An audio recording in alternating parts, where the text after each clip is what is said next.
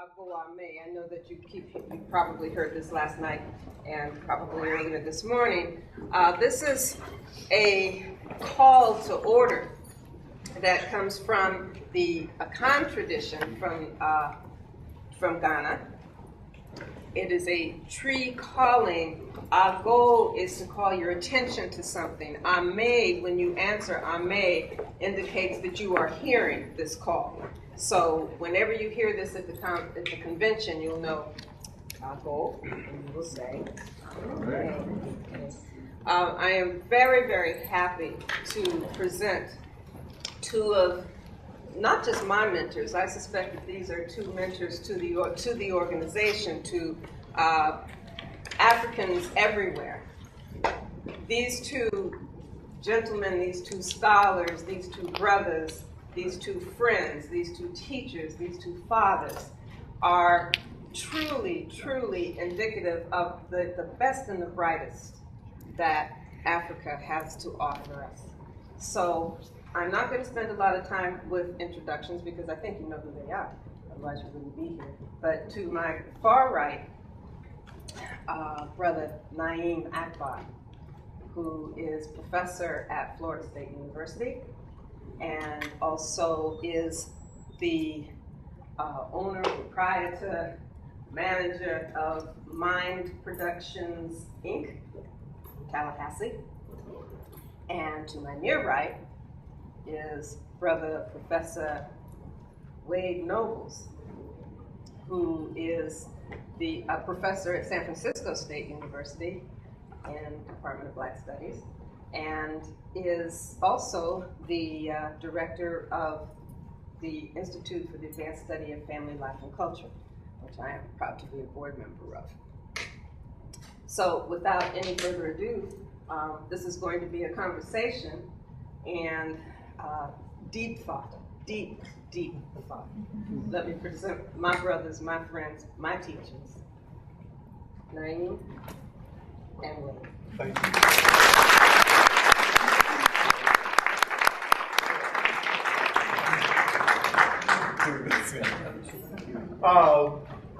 Hotel. Wade and I, we're sort of laughing because we've been really kind of hanging out together for about 35 years. Actually, he has been around since the inception of AB Side, 37 years.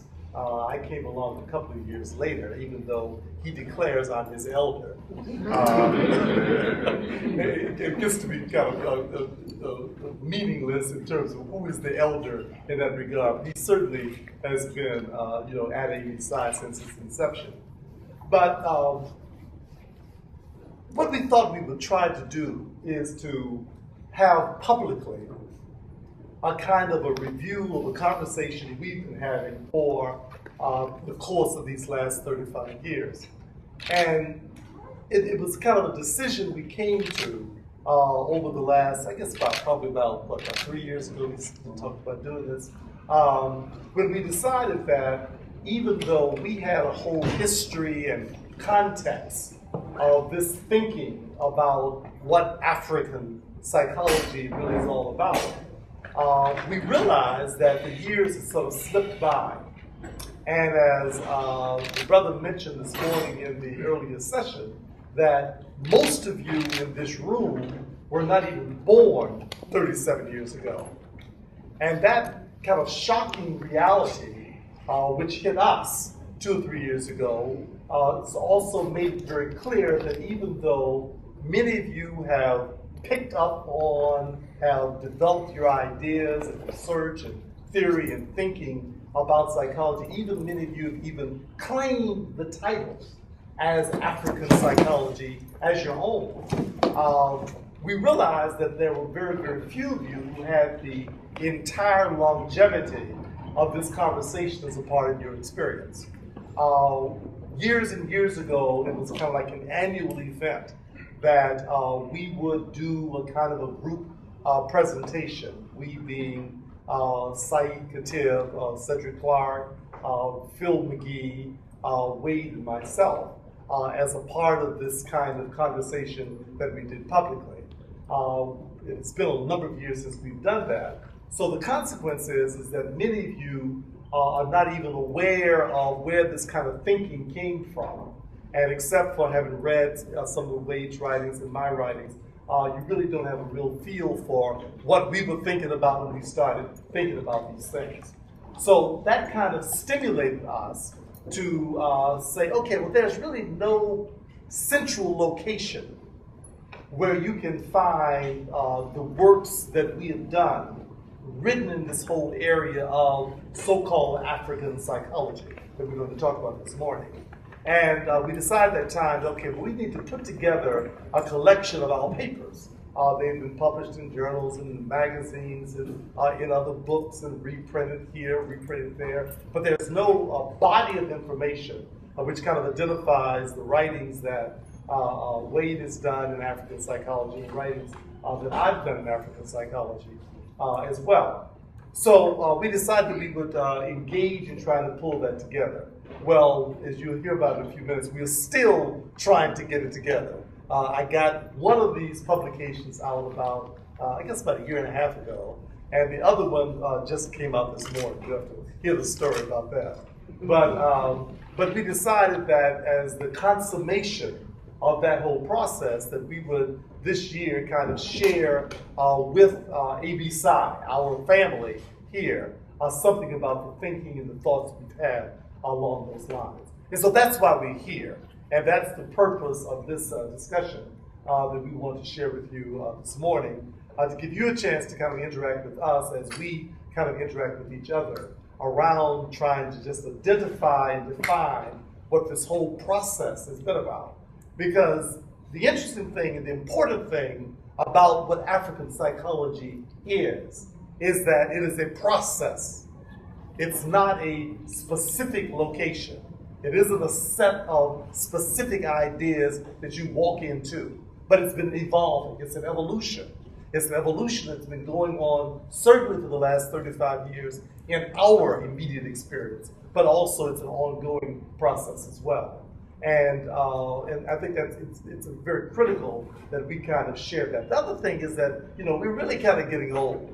And I mean, even though I hate to deny it, I have grandchildren, Wade has almost grown grandchildren, and I don't care how much you want to deny it, that means you're old, And old folks really we can stay around and look wise, but then our minds start dying out, our memories start slipping, faces you don't remember anymore, you forget your own name and where your room is in the hotel. And you realize that somehow you need to pass this work on.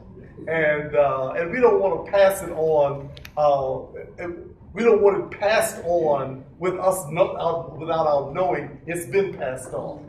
So we want to have like a valid communication of what the mantle is. And that's a part of what we want to share as well. That's kind of my opening up. Wait, you want to open up something? That was our opening up, I think. Okay, that's our opening. It is sort of frightening to realize that when we began this, Naim and I talked about, we've been walking together as sort of intellectual twins, and sometimes we would not see each other for a year or so, and we would reach the same sort of point in this discovery of ideas. And so we've been doing this for a long time, and it's been sort of fascinating. But then the more you think about it in sort of a deep way, we've just been guided. Like we're like two puppets being guided by the ancestors. And that is really, really true that with our discoveries and not discoveries, things have been put in our paths for us to pick up and to do something with. And that's been exciting. It's been frightening though to look up and realize that when we started out, sort of saying we're going to change the world and kick butt. I used to use another word, but people tell me that the elders ain't supposed to use that language. I'm trying to be elderly. We really thought we were going to, in a couple of days, solve this problem. We figured this out. And now we look back and it's like, 35 years and it became very important for Naim and I, as we said, probably somewhere in Africa 2 years ago, probably drinking palm wine, and probably reminiscing about our work, that we decided to put these two sort of anthologies together. And one of the reasons being that as this process that Naim talks about is evolving, that people pick up ideas and concepts and sometimes run with them without fully understanding what it is. And that as elders, one of our responsibilities is to leave a footprint that's clear enough for somebody to follow. And the nice part about this analogy is that in following a footstep, at some point you get to the place where your footstep and the footsteps you are following are paralleling each other, and then you get to a point where it's only your footsteps. And that's what we think, that very soon you all are going to move beyond what we've been laying out here in our footsteps. We're walking together now, but hopefully you'll get excited about this walk. And you'll plant some footsteps that the next generation of black psychologists will pick up and follow, or the next generation of whatever we call us, because I do believe that this term black psychology is going to become problematic for us real soon. And we can talk about that later. But the anthologies that we've created really is sort of our attempt at capturing our thinking in a way that people can then debate, struggle with, analyze, critique, realize that we were absolutely crazy when we wrote that, and that should be thrown in the ash can of history, or that there's something here that needs to be developed, and now that we just planted a seed, in 1983, we just planted it. Now we're old enough to be bold to really go into that. And we've talked about all kinds of things in our work, including this that D. Phil McGee really started with sort of this psychobiology and looking at this whole question of melanin. We did that a long time ago and sort of let it go because we didn't have the technology. But now we got the technology. And we got the gene pool that's pretty much laid out, and we got genome projects going on, and we can pick up that thing. Wait a minute, let's go back and look at this again. Let's not put that away. Let's not forget that. And we start talking about these notions of consciousness and the spiritual connection between us, and that our bonding as African people, not just because we got melanin, but there's some ancestral spirit connection that really speaks and has a voice. We talked about that a while. Let's go back and look at that and talk about how do you do that? How do you, as psychologists, scientists, really do these things? How do we begin to reframe it? So these are kind of maps for our own work. Like, again, let me really be clear and declare that Naim and I are not dead. No, we are not finished. So when we're talking about this is just a point that there's going to be another 50 years, and we'll be part two maybe of these things, and we'll have in 50 years with you all being up here with us. But the fact of the matter is that there's a conversation going on about this thing called African psychology. And I'm very clear that we need to talk about African, and sort of the avoidance of the category African is part of our mental derangement, and that we need to work with that. And I don't want anybody upset with me and say, well, let's debate. No. The fact of the matter is that part of the mental derangement and the destruction of African people was to disconnect us from the identity of being African. And it is more so in the diaspora than any place else in the world. I mean, it was premeditated, logically laid out, scientific. They strategized on us and they whipped our behinds in terms of our sense of who we are as human beings. And so we want to open this conversation with you all. This is a conversation. Now and I love talking to each other, but we want you all to talk with us and to challenge us and to challenge yourselves, and hopefully I guess I can make a point that the Third World Press in Chicago published this. This is my anthology. It's called Seeking the Saku, and the Saku is the illumination of the spirit. And after I sat down and thought about this, what my life's research has been about, my scholarship really has been seeking the illumination of what it is to be African. And so I've sort of entitled this Seeking of the Saku. But in Seeking the Saku, Third World Press decided that this was an important book for them to publish, and somehow it went from illumination to the shadows. And it's been a very difficult process of getting this hard copy in the hand. And at the point where the publishers had promised me that they would have copies at 8 o'clock this morning. Now, I'm not the kind of person that micromanages a lot, but I like to have stuff with me when I'm going to do something. And so at 8 o'clock this morning, I was really concerned that that it wasn't going to be here. And then the bellman phone said, we got packages here for you. So I was all happy that the book's here. We can talk about it. And then when they brought it to me, they brought 5 copies of the book. And so I asked, why would a major publishing company send to a national conference of black psychologists its publication in black psychology and only send 5 copies? So I was outside just a while ago calling the press and talking to them. And the person, you know. It's colored. It's yeah. They do this because I was telling them they do this because we can't get out the race, and if we can get out the race, the race would probably treat us better. We had options. We had no options. Yeah. And so they told me the person didn't tell me you wanted more. I said, why would you send 5 copies to a conference of psychologists if you are concerned about just as an economic issue? You're concerned about selling your product. Why would you just send 5 copies? Well, they didn't tell me. Does the person sit beside you in the office? He said, yes. He said, well, he knew to send more copies. So I said, well, you all can overnight something tomorrow. That would be good. At least we'll have something in the conference. So I'm giving you all a hollow promise that's dependent upon Third World Press that more of these will come. There's 5 here, and the 5 really have been committed to people. But I thought maybe since I do have these 10 grandchildren that Nam talks about, I could auction them and get a better price. Auction them, auction them, and get better price, and I can buy my grandchildren some shoes.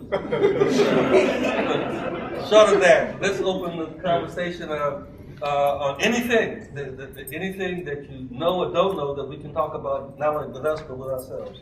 Can I, before we do, I'd like to actually read like the first couple of sentences out of the introduction to my anthology. And I found out that self-determination is the best control over resources, which is how Mind Productions came into existence. So Mind Productions was my response to the frustration of trying to deal with groups like Third World Press. And so I published my own and distributed my own. And had my copies sent from my office with me, by myself. And it just shows you the importance of that. Now, but this is hard. I mean, this took a long time to do. A lot of sweat and tears, and it still isn't as pretty as his either. But it's still here. And, but the point of it is that all of this has been a lesson. This has been instruction. That if you're going to be involved in the process of self-definition, you really do need to control the resources of doing that. That's what AB Sci has evolved to being, and that's what I think that we have to, think about doing as well. But the first sentence of this introduction, I say, there will of course be those who will pick up this book and with incredulous curiosity ask, what is African psychology? My reply would be, African psychology is not a thing, but a place, a view, a perspective, a way of observing. African psychology does not claim to be an exclusive body of knowledge, though a body of knowledge has and will continue to be generated from this place. It is a perspective that is lodged in the historical primacy of the human view from the land that is known as Africa. It is not limited to a geographical place, neither a particular ethnicity, nor an identifiable ideology. It is the view that led to the very dawning of human consciousness, and it is the substratum of all that is uniquely human on this planet. It carries the vestiges of humanity's view from the infancy of our being. It is rooted in the prototype of the Nile Valley civilization and was probably spawned in the garden we know as the mythological Eden. African psychology is the perspective of the world's vestigial science, when its separation from mythology and religion was not yet even imagined. African psychology is the primal view of humanity's perception of her own humanity and the criteria that she etched into the foundation of civilized life on this planet. Now, that definition is a long way from where we started. In both Wade's anthology and mine, we both have the seminal article. And the seminal article in African psychology is Voodoo IQ, an introduction to African psychology, that was first published, I guess, 72? I think about 72.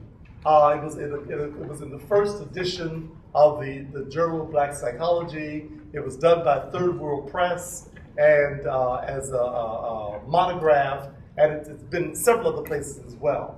But it really sort of laid out the beginning thinking about this whole idea. And it the whole evolution sort of began with a kind of deconstructionist point of view. That is that we clearly having had and received first-rate, top-notch Euro-American PhDs in psychology. We got the best.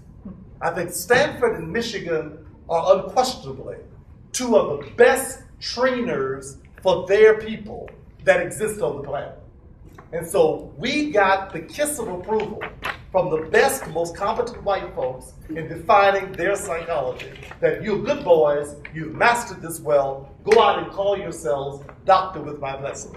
So that means then that we weren't rhetorically, immaturely, just bitter because we couldn't learn their stuff. We got their stuff, we mastered their stuff, and we kicked their butt with their stuff. So that's where we began. So our concern was that what we had received was completely inadequate in terms of us being able to understand and to serve ourselves and our people. And therefore, our work began from a deconstructionist point of view. What is wrong with this stuff? What is the problem with this psychology that we find it unusable? And then as we began to move from that point, which has been the source of this, most of the work we've done, has been the reconstructionist process of trying to put back in place what we found out was actually in place, that is still in place, but has not been defined since the Ma'afa, which somehow has wiped out our memory.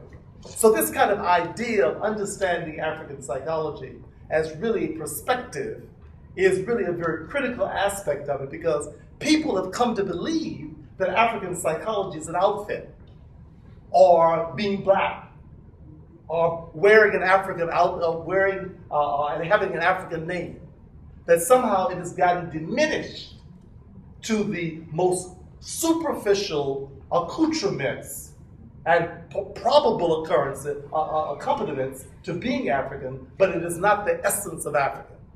And so this whole notion of understanding African psychology as a perspective, a view, a way of understanding the world, a worldview, a perspective of not only how our minds work, but how our humanity works, is the whole course of this development. So that's You want to keep making us talk, or you want to dive over this? Yes.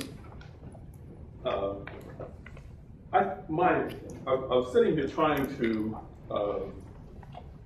grasp all the things that I wanted to say before I said them, and I can't really do that. So bear with me for a minute.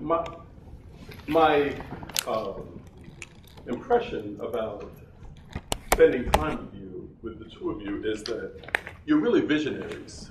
And I've been impressed over the years with your vision, the evolution of your vision, which has occurred over time. And